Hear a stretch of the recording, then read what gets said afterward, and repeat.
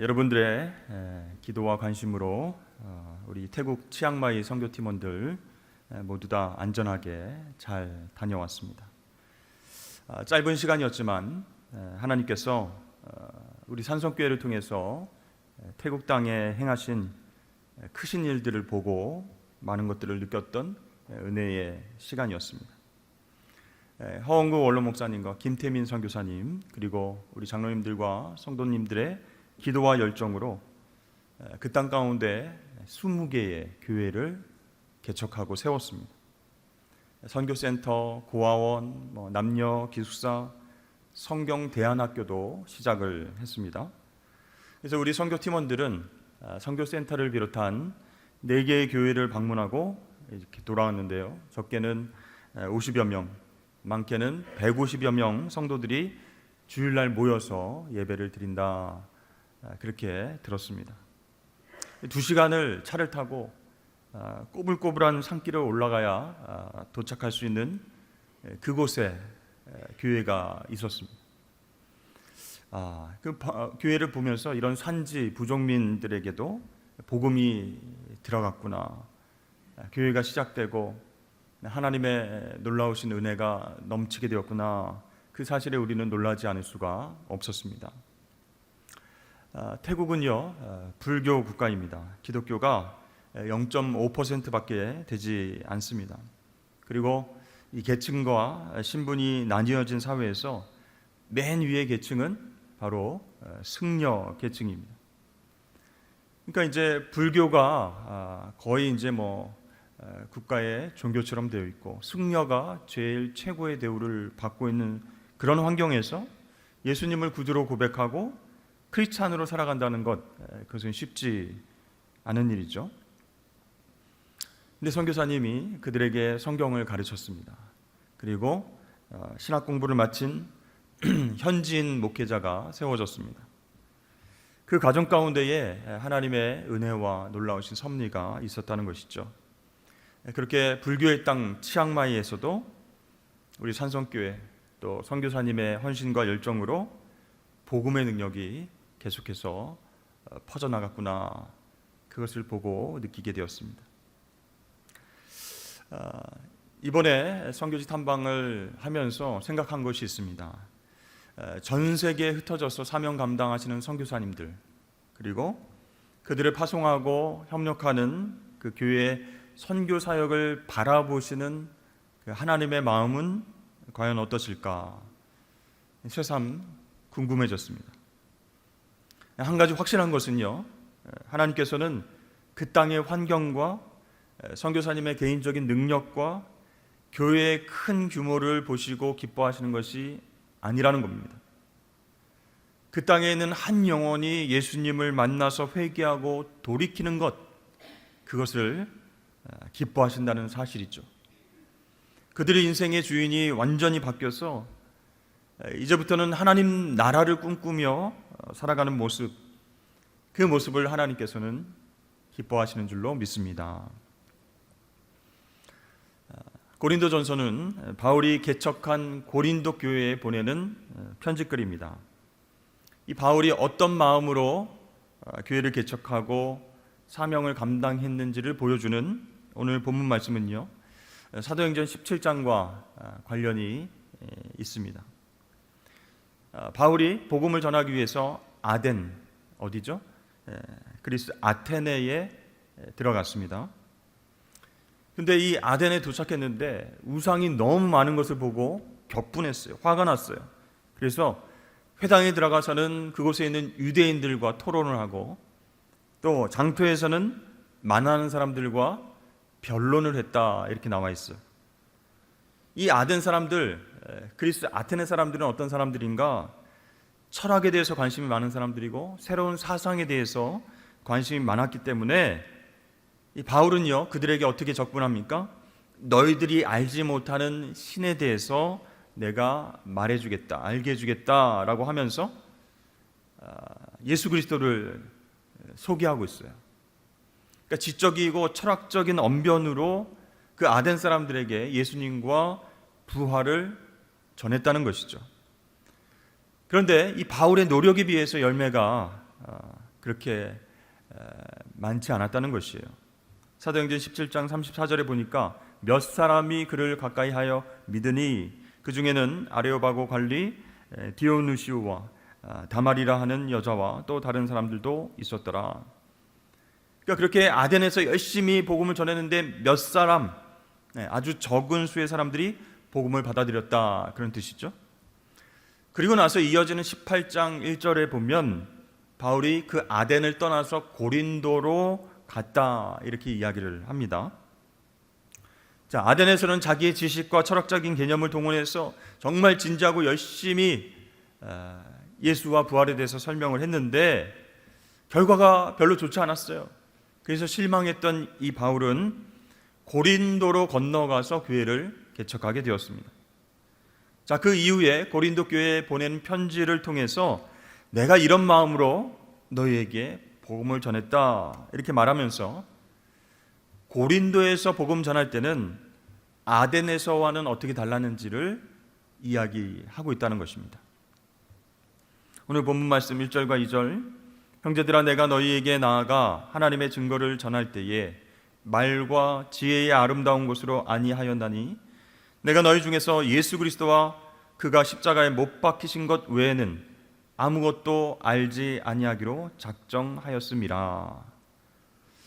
자, 여러분, 사도행전 17장과 18장, 아덴에서 복음을 전하다가 고린도로 건너가서 고린도 교회를 개척하고 그들에게 나중에 편지를 보낸 내용을 통해서 무엇을 알 수 있습니까?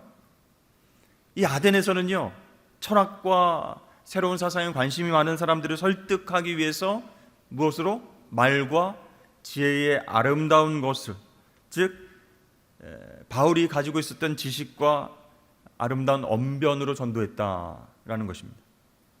그런데 고린도에서는 어떻게 했다고요? 예수 그리스도와 그가 십자가에 못 박히신 것 외에는 어떤 것도 말하지 않았다라고 합니다. 그게 차이점이에요. 그렇습니다. 이 고린도에서 바울은요, 아덴에서의 그 뼈아픈 경험을 통해서 자신의 논리와 아름다운 언변과 설명이 아니라 하나님의 마음과 그분의 계획을 전했다라는 것이에요. 내 계획과 내 지식으로 사람들을 설득한 것이 아니라 예수 십자가에 나타난 하나님의 마음, 왜 하나님께서 예수님을 십자가에서 희생시키셨는가, 그것만을 전했다라는 것이에요. 그것이 복음의 핵심이고 그것만이 성령의 능력으로 사람들을 변화시키는 것을 바울이 알았기 때문에 이제 고린도에서는 그렇게 복음을 전했다라는 것입니다. 여러분, 선교란 무엇입니까? 단순히 해외로 나가서 그 땅에 살고 있는 사람들을 설득하고 따르게 만드는 것이 선교가 아닙니다. 하나님의 마음을 그들에게 보여주는 것이에요. 예수 그리스도의 십자가, 그 구속의 은혜를 왜 우리에게 주셨는지, 그 하나님의 마음을 먼저 알고 그 마음을 전달하는 것이 선교다라고 할 수 있습니다. 사실 우리 교회가 파송한 선교사님들의 선교 보고를 통해서 우리들은 그렇게 생각합니다. 그 땅의 선교가 잘 되고 있는가, 잘 안 되고 있는가, 그 선교 보고를 통해서 나름대로 판단할 때가 종종 있다는 것이죠. 그런데 여러분, 중요한 것은요, 겉으로 드러난 그 땅의 선교사님의 지식, 말솜씨, 인맥을 연결하는 능력, 그것이 선교의 전부가 아니라는 것이에요. 선교의 본질이 아니라는 것이에요. 선교의 출발은 바로 하나님이십니다. 교회나 선교단체나 선교사가 선교의 중심이 아니라 하나님으로부터 흘러나오는 것이 바로 선교입니다. 그러므로 하나님의 마음, 예수 그리스도의 십자가 은혜를 전하는 것, 그것이 선교에서 가장 중요한 것임을 여러분 믿으실 수 있기를 바랍니다. 그래서 우리 교회가 선교를 제대로 잘하고 있는가, 내가 신앙생활을 잘하고 있는가, 그 기준은요 아주 간단합니다. 그것은 바로 사람이 아닌 하나님의 마음과 소원, 그것과 일치하고 있는가, 그걸 보면 된다는 것이에요. 여러분, 이 한국 땅에 뿌려진 하나님의 마음은 양화진에 있는 선교사님들의 무덤에서도 확인할 수가 있습니다. 거기에는요, 수많은 선교사님이 계시고 또 수많은 선교사의 자녀들이 태어나자마자 죽어서 묻혀 있는 장소입니다. 여러분, 그 당시 조선 땅에 들어온 이 선교사님들의 마음은 어떠했을까요? 어둠과 가난과 관습에 얽매인 그 조선 사람들을 볼 때 어떤 생각이 들었을까요? 내가 왜 이 땅에 왔을까? 예배드릴 장소도 없고 고집으로 얼룩진 어둠뿐인 이 조선 땅, 아무것도 보이지 않는 곳에 하나님은 왜 나를 보내셨을까?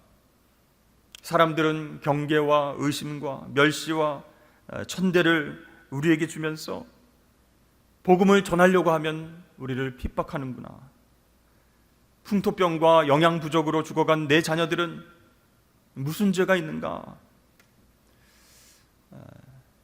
실제로 그랬다는 것이 아니고 정말 힘들 때는 선교사님들이 이런 마음이 있지 않았을까? 제가 상상해 본 것이에요. 근데 여러분, 선교사님들은요, 자신의 힘과 자신의 능력으로 이러한 어려움들을 버텨내지 않았습니다. 이 선교사님들은요, 조선 사람들의 영혼을 사랑하시는 하나님의 마음을 알았기 때문에 버텨낼 수 있었던 것이에요. 마침내 자신이 씨앗이 되어서 이 땅에서 썩어 없어질지라도 그 하나님의 마음, 조선 땅에서 살고 있는 영혼들을 사랑하시는 하나님의 마음, 그 마음에 순종하겠다라는 믿음으로 인내해 왔다라는 것이에요. 25세 조선 땅에 온 지 8개월 만에 그 생을 마감한 여선교사 루비 캔드릭의 묘비에는 이런 글이 적혀 있었습니다. 만일 나에게 1000개의 생명이 있다면 그 모두를 조선에 바칠 것이다. 그녀는 1907년 미국 텍사스에서 감리교 청년회의 후원으로 파송되었습니다. 그래서 조선 땅을 밟았습니다. 근데 선교를 위해서 한국어를 배우는 중에 급성 맹장으로 쓰러져서 젊은 나이에 하나님의 부르심을 받았습니다. 그녀가 죽기 전에 마지막으로 부모에게 보낸 편지에서 가족에 대한 그리움을 전하고 마지막에 이렇게 적었습니다. 저는 이곳에 작은 씨앗이 되기로 결심했습니다. 제가 씨앗이 되어서 이 땅에 묻히게 되었을 때 조선 땅에는 많은 꽃이 피게 되고 그들도 여러 나라의 씨앗이 될 것입니다. 저는 이 땅에 저의 심장을 묻겠습니다. 이것은 조선에 대한 제 열정이 아니라 하나님께서 갖고 계시는 조선에 대한 열정이라는 것을 내가 알게 되었습니다. 어머니 아버지 사랑합니다. 이렇게 썼어요.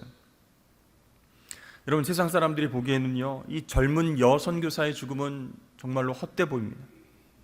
그녀의 삶, 그녀의 도전, 그녀의 열정, 정말 아무 의미 없어 보일지도 모릅니다. 그러나 하나님은요, 그녀의 생명을 하늘의 미랄로 사용하셨습니다.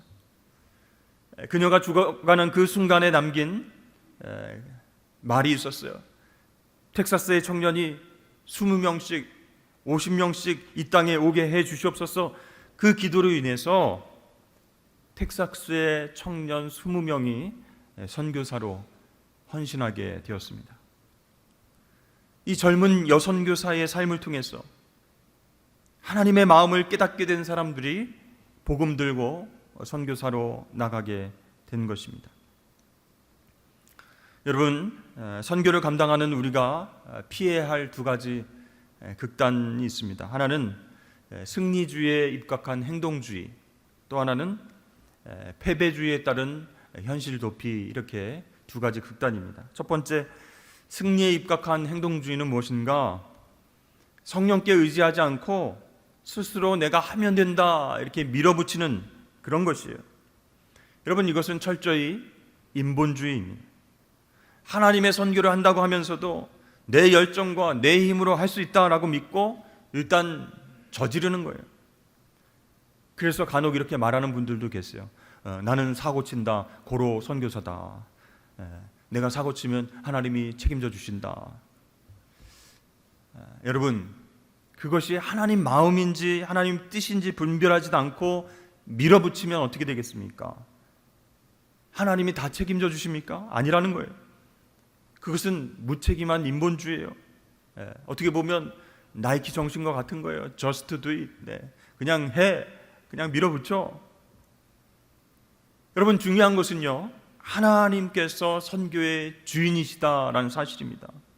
그분의 마음과 그분의 계획과 그분의 타이밍에 맞춰가야 되기 때문에 성령의 인도하심에 따라 인내하고 기다리는 것 중요하다라는 것이에요. 누가는 선교의 영이신 성령의 강림과 인도하심을 기다리라, 이렇게 명령하신 말씀으로 누가복음을 마무리했습니다. 볼지어다 내가 내 아버지께서 약속하신 것을 너에게 보내리니 너희는 위로부터 능력으로 입혀질 때까지 이 성에 머물라 하시니라. 그리고 누가는 사도행전도 썼죠. 이 사도행전에서 같은 말을 되풀이합니다. 사도와 함께 모이사 그들에게 분부하여 이르시되 예루살렘을 떠나지 말고 내게서 들은 바 아버지께서 약속하신 것을 기다리라. 여러분, 사도 바울도요, 사실 아덴과 다른 지역의 사역 경험을 교훈 삼아서 이게 내 뜻대로 내 지식과 내 말의 언변으로 설득해서는 안 되겠구나 깨달았어요. 고린도에서 목회해야 할 때는요, 내 말과 내 전도함이 설득력 있는 내 지혜의 말로 하지 아니하고 다만 성령의 나타나심과 능력으로 감당했다라고 고백하고 있는 것이에요. 그래서 승리주의에 빠져서 내가 이렇게 하면 되겠다, 하나님의 뜻도 묻지 않고 성령의 도우심도 기다리지 않고 그렇게 행동하는 것은 피해야 된다는 것이에요. 자, 두 번째, 우리가 피해야 할 선교의 극단적인 모습은 패배주의와 그에 따른 현실 도피다라는 것이에요. 여러분, 선교하다가 잘 안 될 수 있어요. 전도하다가 막힐 수 있어요. 패배주의에 빠지게 된다는 거예요. 그 사람의 특징은 무엇입니까? 아이고, 노력해도 소용없어. 내가 아무리 기도하고 전도했는데도 꿈쩍도 안 해. 그렇게 생각합니다. 그래서 이제 다음부터는요, 시도를 하지 않는 거예요. 세상과 단절돼서 골방에 있거나 산속에 들어가 있거나 그러면서 주님의 재림을 기다리면 된다, 우리가 노력해도 아무런 소용이 없다, 이렇게 도피한다는 거예요. 근데 예수님께서는요, 요한복음 17장 교회를 위한 중보 기도를 통해서 이러한 도피적 은둔, 그것을 거부하셨어요. 이 예수님의 말씀을 한 신학자는 이렇게 요약했습니다. 세상에 이때 세상에 속하지 않으므로 세상을 위하는 선교적 괴론이다. 여러분, 우리가 선교를 감당할 때에 피해야 할 극단적인 이 두 부분, 그것은요, 모두 하나님의 마음을 알지 못하는 데서 나온다라는 것입니다. 따라서 우리가 하나님의 선교를 감당할 때 중요한 것, 하나님 주권에 의존해야 된다. 성령의 일하심을 기다려야 된다라는 것이에요. 그래서 그분의 놀라운 은혜와 사랑에 반응하는 그 수동성, 그것이 중요한데요, 거기서부터 바로 건강한 능동성이 나온다라는 것이에요. 그래서 하나님께서는 하나님의 선교를 하시기 위해서 사람들을 준비시키시기도 하고 기다리라 말씀하십니다. 성령께서 역사하실 때까지 인내하라 말씀하실 때가 있는 것이에요. 여러분, 선교는요, 타 종교인이나 종교가 없는 사람을 기독교로 끌어들이는 그런 개종이 아니다라는 것이에요. 선교라고 하는 것은요, 한 사람의 존재, 한 사람의 삶의 주인이 바뀌는, 그래서 세계관이 온전히 변화되는 회심을 추구한다라는 것이죠. 여러분, 그런 영적인 회심을 내 노력으로, 선교사의 능력으로 이끌어낼 수 있겠습니까? 안 된다는 거예요. 이 성령 하나님의 주권적인 역사와 도우심이 있어야 되기 때문에 기다리고 인내해야 된다라는 것입니다. 한 선교 세미나에서 미국에서 한인교회를 섬기시는 한 목사님이 이렇게 얘기했어요. 코로나 이후에 한인교회들이 너무나 큰 어려움을 당하고 있습니다. 교회가 많이 문을 닫고 있습니다. 이러다가는 교회가 다 없어질 수도 있겠습니다. 자, 이렇게 교회들이 문을 닫고 쇠락해가는 그런 모습을 보기 전에 예수님께서 재림하셨으면 좋겠습니다. 그때 어떤 분이 그 얘기를 듣고 이렇게 얘기했습니다. 목사님이 계신 교회는 어려워지고 있을지 모르겠지만 2000년 동안 기독교는 한 번도 쇠락의 길을 걷지 않았습니다. 지금 이 땅에서 교회가 쇠락한다라고 얘기하고 있지만 아프리카와 남미와 우리가 복음을 전했던 그곳에서는 여전히 하나님의 역사가 일어나고 있습니다. 그렇습니다, 여러분. 이 교회의 쇠락은 하나님의 마음과 하나님의 소원을 잃어버린 그곳에서 일어난다라는 것이에요. 그러나 하나님 마음이 살아있는 곳, 그곳에는요 여전히 그분의 역사가 생생하게 펼쳐 나가고 있다라는 것입니다. 이 땅에 복음을 전해줬던 서구의 교육, 그 교회들이 쇠락을 길을 걸어갈 때에 한국 교회는 어떻게 됐습니까? 하나님 마음을 품고 세계 만방에 선교사들을 파송하고 복음을 전하지 않았습니까? 이런 놀라운 일들은요 주님 오실 때까지 계속해서 일어날 것입니다. 지금 우리 한국 교회가 쇠락의 길을 걷고 있다라고 얘기하는 사람들이 많이 있는데요, 그것은 교회의 침체가 아니라 바로 우리가 하나님의 마음을 잃어버렸다라고 하는 증거다라는 것이죠. 여러분, 하나님의 마음을 잃지 않고 그 마음에 따라 순종하며 살아가는 것이 그래서 중요합니다. 여러분, 하나님 마음을 알고 살아가는 사람은요 두려움과 떨림이 있는 거예요. 왜 그렇죠? 평범한 삶을 거부하고 하나님의 뜻을 늘 분별하기 때문입니다. 자, 사도 바울이 고린도 교인들에게 뭐라고 얘기했습니까? 내가 널 가운데 거할 때에 약하고 두려워하고 심히 떨었노라, 이렇게 고백합니다. 왜 그렇게 말했을까요? 바울이요 예수 믿는 사람을 잡으러 가다가 부활하신 주님을 만났을 때 그때 하나님의 마음을 알게 되었습니다. 하나님께서 자신을 위해서 독생자 예수를 십자가에 내어주셨다는 것을 알았어요. 또 예수를 핍박하는 그 자신을 지금까지 기다려주셨다라는 그 놀라운 은혜와 사랑을 깨달았어요. 그것은 비단 자기뿐만 아니라 누군가를 위해서도 동일하게 품고 계신 하나님의 마음이었다라는 것이죠. 여러분, 하나님께서 누군가를 위해서 참고 계시고 그를 위해서 십자가에 달려 죽으셨다라는 사실이 바울에게는 떨림과 두려움이 되었다라는 것이죠. 이 하나님의 마음은요 이념과 종교와 인종을 초월합니다. 우리 생각과 지성과 이기심도 초월합니다. 그래서요 그 하나님의 마음을 우리가 알게 되면, 깨닫게 되면 내가 생각하는 사람이 아니라 하나님이 생각하는 그 사람을 바라보게 된다라는 것이에요. 그래서 두렵고 떨리는 거예요. 그래서 바울은 오늘 그렇게 고백합니다. 예수 그리스도와 그가 십자가에 못 박히신 것 외에는 아무것도 알지 아니하기로 작정했다라는 것이에요. 아테네에서 실패했잖아요. 아테네 사람들 철학에 관심이 있고 새로운 사상에 대해 관심이 있으니까 내가 지식적으로 아름다운 언변으로 예수와 부활을 전해야 되겠다, 설득시켜야 되겠다 그랬는데 하나님 마음은 그것이 아니었어요. 하나님은요 그들이 어떤 마음을 갖고 있던, 어떤 상황이 있던 기다리고 참아주고 인내하면서 변화되기를 원하고 계시다라는 거예요. 그래서 바울은 그것을 깨달은 이후에는요 내가 예수 그리스도와 십자가에 못 박힌 것 외에는 알지 않기로 했다. 그 복음만 전하기로 했다. 그 하나님 마음만 전하기로 했다라는 것이죠.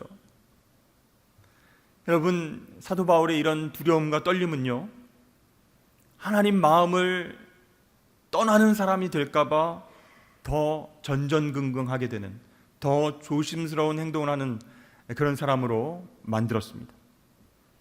그 두려움과 떨림이 바울을 초심으로 돌아가게 했고 끝까지 쓰임받는 사람이 되게 했다라는 것입니다. 오늘 저와 여러분에게는 어떤 마음이 있으십니까? 하나님께서 주신 두렵고 떨리는 마음으로 예배드리고 섬기고 사명을 감당하고 계십니까? 아니면 내 마음과 열정대로 하나님의 선교를 내가 감당할 수 있어, 교회 일과 또 영혼들을 내가 살펴볼 수 있어, 그들을 바라볼 수 있어, 그렇게 생각하고 계십니까? 오늘 사도 바울은요, 다만 성령의 나타나심과 능력으로 사명을 감당했다라고 말하고 있어요. 왜 그렇죠? 사람의 지혜로는 되지 않는다라는 것을 깨달았기 때문입니다. 마찬가지로 우리도 하나님의 마음을 먼저 헤아리고 그 하나님의 마음으로 영혼들을 바라보고 그 하나님의 마음으로 사명을 감당하고 그 하나님의 마음으로 편견 없이 선교지를 바라볼 때 성령의 능력이 우리 가운데 나타나는 줄로 믿습니다. 근데 우리가 이 하나님의 마음을 알지 못하고 두렵고 떨림으로 사명 감당하지 않으면요, 성령의 능력을 경험할 수 없어요. 성령의 능력이 우리 가운데 나타나지 않으면 어떤 일들이 일어나게 될까요? 계속해서 내 존재를 증명하기 위해서 애쓰는 거예요. 내가 이렇게 열심히 했는데, 내가 이런 결과를 가지고 왔는데, 하나님은, 목사님은, 집사님은 나를 왜 인정해 주지 않을까? 그러면 하나님 마음과 점점 멀어지게 되는 것이에요. 성령의 능력을 경험하지 못하면, 두렵고 떨림으로 하나님 마음을 알지 못하면 그렇게 변할 수 있다는 거예요. 그러다가 점점 일이 안 되고 성과가 안 나오면 어떻게 될까요? 동역자들을 탓하고 하나님을 원망하고 교회 가운데에 질서를 무시하게 되는 그런 일들도 하게 된다는 것입니다. 사랑하는 성도 여러분, 이 땅의 사람들을 바라볼 때, 또 교회를 바라볼 때, 선교지를 바라볼 때 우리의 선입견과 편견이 아닌 하나님의 마음으로 바라보시길 주의 이름 축복합니다. 그럴 때 두렵고 떨림으로 구원을 이루어 가시는 하나님을 우리가 직접 경험하게 될 것입니다. 우리 예배 전에 또 찬양을 했는데요, 하나님 아버지의 마음이라고 하는 찬양, 그 가사가 너무나 은혜롭습니다. 아버지, 당신의 마음이 있는 곳에 나의 마음이 있기를 원해요. 아버지, 당신의 눈물이 고인 곳에 나의 눈물이 고이길 원해요. 아버지, 당신이 바라보는 그 영혼에게 나의 두 눈이 향하길 원해요. 아버지, 당신이 울고 있는 어두운 땅에 나의 두 발이 향하길 원해요. 나의 마음이 아버지의 마음 알아서 내 모든 뜻 아버지의 뜻이 될 수 있기를, 나의 온몸이 아버지의 마음을 알아 내 모든 삶 당신의 삶 되기를. 여러분, 하나님의 마음으로 교회를, 또 세상을, 또 영혼들을 바라보시고 내 힘과 능력이 아닌 성령의 능력과 도우심으로 사명을 끝까지 감당하시길 주의 이름으로 간절히 축원합니다.